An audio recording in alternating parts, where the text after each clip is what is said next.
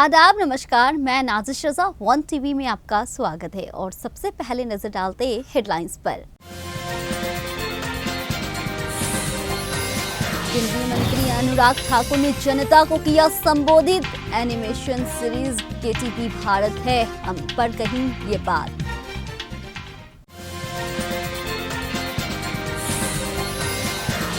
पीआईएफआई के खिलाफ एनआईए का एक्शन। उत्तर प्रदेश, राजस्थान, महाराष्ट्र और दिल्ली समेत करीब दर्जन भर जगहों पे छापामारी।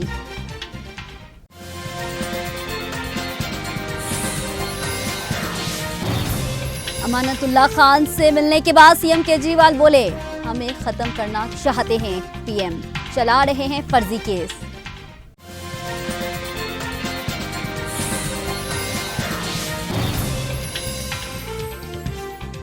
विधानसभा सत्र के दौरान जाति सर्वेक्षण के आंकड़ों पर चर्चा करेंगे सीएम नीतीश कुमार।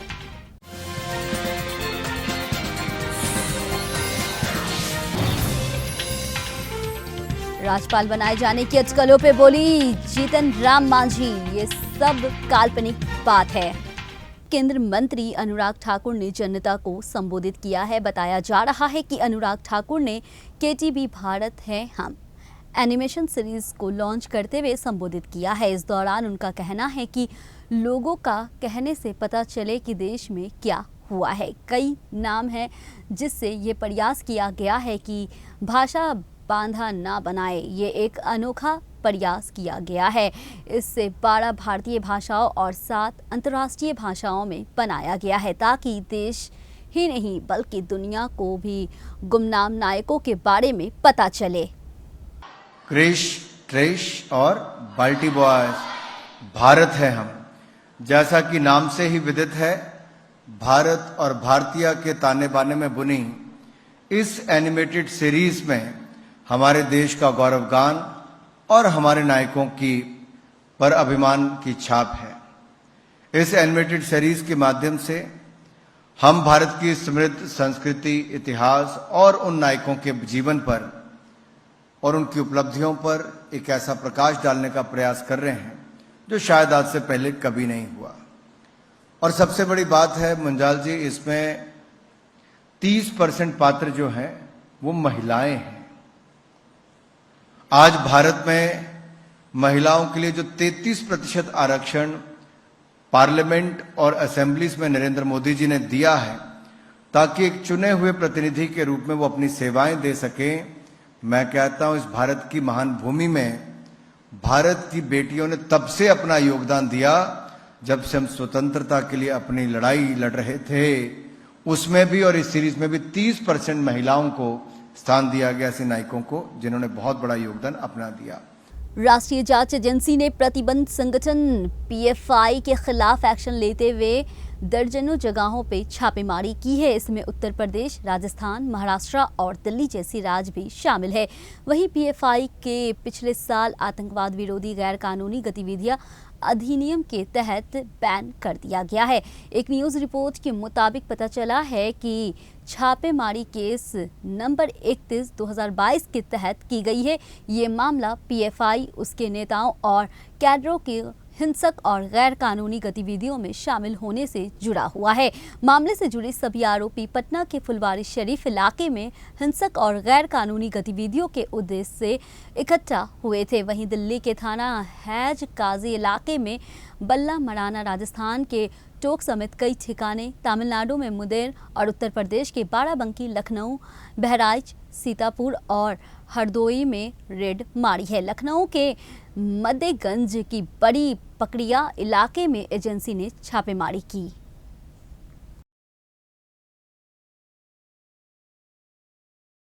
दिल्ली के मुख्यमंत्री अरविंद केजरीवाल ने आम आदमी पार्टी के विधायक अमानतुल्लाह खान से मिलने के बाद प्रधानमंत्री नरेंद्र मोदी पे बड़ा हमला बोला है। सीएम केजरीवाल ने कहा है कि सारी फाइल की जांच हुई थी, ऐसे एक पैसा का घोटाला नहीं हुआ है। 2 साल से हमारे सीनियर नेता को गिरफ्तार किया जा रहा है। वहीं मनीष सिसोदिया के खिलाफ एक भी सबूत नहीं मिला। पीएम मोदी आपको खत्म करना चाहते हैं। तो इसका मतलब सारे के सारे केसेस झूठे किए जा रहे हैं। कल जो अमानतुल्लाह खान के यहाँ रेड हुई वो भी एक तरह से, जिस तरह से आम आदमी पार्टी को खत्म करने के लिए मोदी जी की पूरी मुहिम है, उसी का एक हिस्सा है। आज तक एक नए पैसे का कहीं कोई हेरा फेरी नहीं निकली। मैं नरेंद्र मोदी जी को चैलेंज करता हूं, आप इतनी इंक्वायरी हमारी, बोले बस घोटाला कर दिया केजरीवाल ने, सड़कों का घोटाला कर दिया, बिजली का घोटाला कर दिया, पानी का घोटाला, इतने घोटाले, इतनी जांच करा ली। एक नए पैसे का मैं चैलेंज करता हूं, एक नए पैसे का अगर आपको कहीं कुछ मिला हो, अगर मिला हो तो आपको लगता है मेरे को छोड़ देते मोदी जी, कहीं कुछ नहीं मिला उनको। तो ये सारी की सारी जितनी जांच चल रही है, ये सारी फर्जी जांच है और उनका मकसद भ्रष्टाचार खत्म करना नहीं है। दूसरी पार्टियों के जितने भ्रष्टाचारी हैं, सारे भ्रष्टाचारी उन्होंने अपनी पार्टी में शामिल कर लिए। हमने देखा महाराष्ट्र के अंदर अभी 2 दिन पहले जिन नेताओं को चिल्ला कर मोदी जी ने कहा कि इन्होंने 70,000 करोड़ का घोटाला कर दिया, उन सारे भ्रष्टाचारियों को, जो मोदी जी की नजर में भ्रष्टाचारी थे, उनको उन्होंने अपनी पार्टी में शामिल कर लिया। उन पे जितने केस कर रहे थे वो सारे केस खत्म कर दिए। यहाँ पे लेते हैं अभी छोटा सा ब्रेक।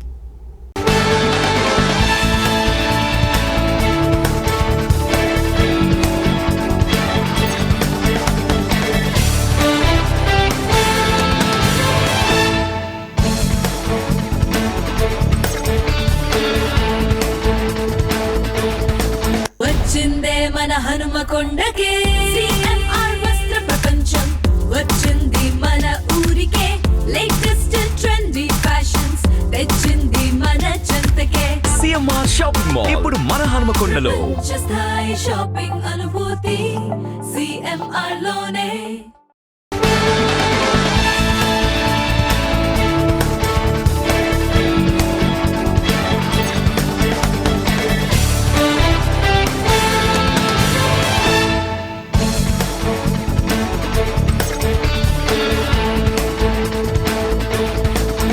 फिर से ब्रेक के बाद आपका स्वागत है। कांग्रेस की छत्तीसगढ़ प्रभारी कुमार शैलजा का कहना है कि 12 अक्टूबर को हमारी केंद्रीय चुनाव समिति की बैठक होगी और अंतिम फैसला सीईसी लेगी। जब वे अपनी अंतिम मुहर लगाएंगे, उम्मीदवारों की अंतिम सूची सामने आ जाएगी।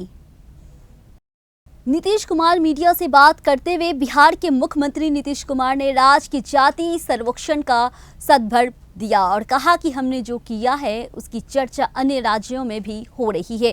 एक बार विधानसभा सत्र शुरू होने पर हम सभी आंकड़े सामने रखेंगे, जिसमें प्रत्येक जाति के प्रत्येक परिवार की आर्थिक स्थितियां शामिल है। वहीं कुमार और उप मुख्यमंत्री तेजस्वी यादव और पार्टी नेताओं के साथ राजनीतिक कार्यकर्ता जयप्रकाश नारायण को उनकी जयंती पे श्रद्धांजलि देने के लिए पटना में एक कार्यक्रम में शामिल हुए। देखिए, बात यह है कि आप लोग तो हम शुरू से कह रहे हैं कि पूरे मीडिया पर कब्जा कर लिया है। आप कोई सरकार के पैसे का सदुपयोग कर रहा है तो जो इधर उधर कर रहा है इसीलिए अंड प्रचार कर रहा है, तो उसका कोई वैल्यू नहीं है। अब तो हम उन लोगों का कोई स्टेटमेंट देखने नहीं जाते। आप चिंता मत करिए, आप लोग बस चिंता करिए, उन लोगों के चाहने से कुछ होगा। अब अगला चुनाव में जो हम लोग जितना सब लोगों को एकजुट कर रहे हैं, आज जनता का जो हालत है, तो अगर वो निर्णय ले लेगी, इससे मुक्ति होगा तो देश बहुत आगे बढ़ेगा। बिहार के पूर्व मुख्यमंत्री और हम प्रमुख जीतन राम मांझी के दिल्ली दौरे को लेकर के राजनीति गलियारों में कई अटकलें लगाई जा रही थी। यहां तक ये भी कहा जा रहा था उन्हें 2024 में किसी राज्य का राज्यपाल बनाने जाने का ऑफर मिला है। अब उन्होंने इसी सभी अटकलों पे अपनी बात रखते हुए कहा है ये सब काल्पनिक बातें हैं। आगामी लोकसभा चुनाव को लेकर बिहार में सियासी गर्म होती नजर आ रही है। राजनीतिक पार्टियां ने कमर कस ली है। इस बीच लोजपा के नेता चिराग पासवान ने बड़ा ऐलान कर दिया है। उन्होंने साफ कर दिया है कि वह जमुई लोकसभा सीट से चुनाव लड़ना चाहते हैं। वहीं उन्होंने हाजीपुर सीट को लेकर भी अपने पत्ते खोल दिए। राजस्थान चुनाव में बीजेपी द्वारा पार्टी सांसदों को मैदान में उतारे जाने पे केंद्रीय मंत्री अर्जुन राम मेघवाले कहते हैं हर पार्टी की अपनी रणनीति होती है, हम अपनी रणनीति के अनुसार काम कर रहे हैं। अपने मध्य प्रदेश में भी ऐसा देखा होगा, मुझे लगता है कि ये एक अच्छा कदम है। कश्मीर के बांदीपोरा में एक टीचर पे स्कूल की छात्रा का हिजाब फाड़ने जाने का आरोप लगाया गया है। छात्र का कहना है कि वो पिछले कई दिनों से टीचर की ओर से किए जा रहे उत्पीड़न को सह रही है। छात्र की मां का आरोप है कि मामले में मैंने स्कूल प्रबंधक से शिकायत की, लेकिन आरोपी टीचर के खिलाफ कोई कार्रवाई नहीं हुई। उधर पुलिस ने मामले की जानकारी और शिकायत के बाद आरोपी टीचर के खिलाफ भारतीय दंड संहिता की धारा 354 और यौन अपराधों के बच्चों के संरक्षण अधिनियम की धारा 9 और 10 के तहत मामला दर्ज कर लिया। केरल हाईकोर्ट ने राज्य में महिला न्यायिक अधिकारियों की ड्रेस कोड में बदलाव करने की घोषणा की है। पहले इन अधिकारियों को बैरिस्टर या बैचलर ऑफ लॉ के गाउन के साथ साथ एक सफ़ेद कछोरिया, नर्म कलर और बैट के साथ हल्के रंग की ड्रेस पहननी थी, जिसमें महिला अधिकारियों को समस्याओं का सामना करना पड़ रहा था। महिला अधिकारियों ने इसकी शिकायत भी की थी। महिला अधिकारियों की समस्या को ध्यान में रखते हुए केरल हाई कोर्ट ने अधिकारियों की वर्दी को बदलने का निर्णय लिया गया है। वहीं इसी दौरान महिला न्यायिक अधिकारियों ने रजिस्ट्रार को लिखित रूप में ड्रेस पहनने के दौरान होने वाली कठिनाई को व्यक्त किया था। हनमकुंडा में हीरोइन राशि खन्ना ने मचाई धूम। हनमकुंडा नईम नगर में स्थापित CMR शॉपिंग मॉल के उद्घाटन समारोह में लोकप्रिय न्यायिक राशि खन्ना शामिल हुई और रिबन काट के शॉपिंग मॉल का उद्घाटन किया। इस अवसर पे राशि खन्ना ने कहा है कि CMR ने कपड़ा जगत में अपनी पहचान बना ली है और ग्राहकों को उचित मूल्य पर गुणवत्तापूर्ण वस्त्र उपलब्ध कराकर कम से कम समय में लोगों तक पहुंचाई जाएगी।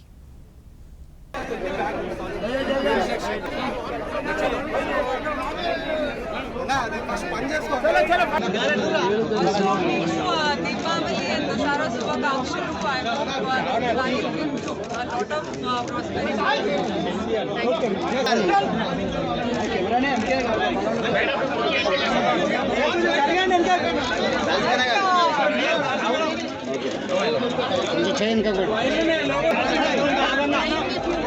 Second, little more smile. Yeah, look here. Naveen.